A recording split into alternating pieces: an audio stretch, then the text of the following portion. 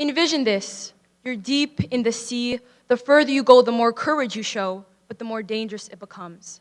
You continue persevering until the sea swallows you whole and spits you out, proving that the shallow end was a safer option after all.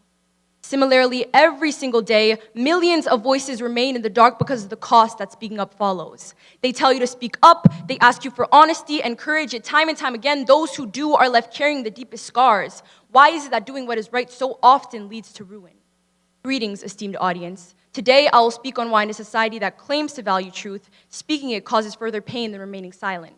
The three pillars of this thesis are as follows. Those that speak out are often skepticized, speaking up leads to backlash, and finally, there is an unguaranteed change associated with speaking the truth. My first point revolves around the fact that those that speak out are often questioned and casted doubt upon. There are several cases where authorities have doubted those that have come forward after experiencing traumatic things. Lauren McCluskey, a student and track star at the University of Utah, repeatedly contacted campus and city police to report the extortion and harassment of her ex-partner, Melvin Rowland.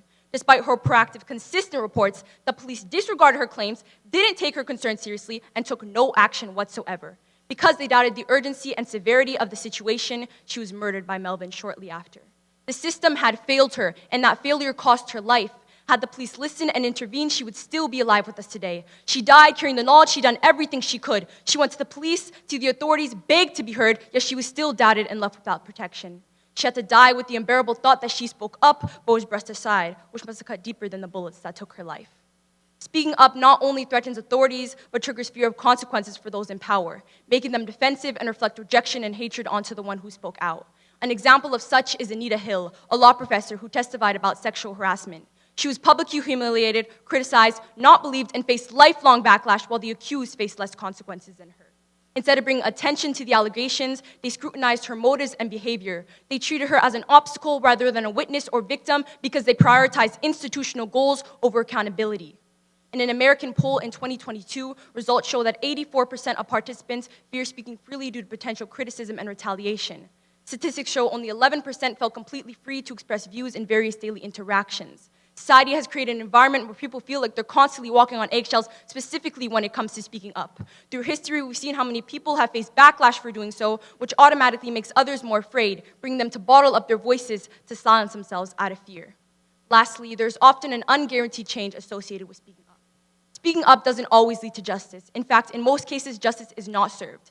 Tamir Rice, a 12-year-old African-American boy, was killed by a police officer. Despite outrage and video footage, no officer was convicted or even charged. Although many people spoke up for him, authorities chose to ignore them. Nothing changed. In fact, because justice was not served, speaking up caused more anger and fury above all, which reinstates why voicing concerns caused further pain than remaining silent.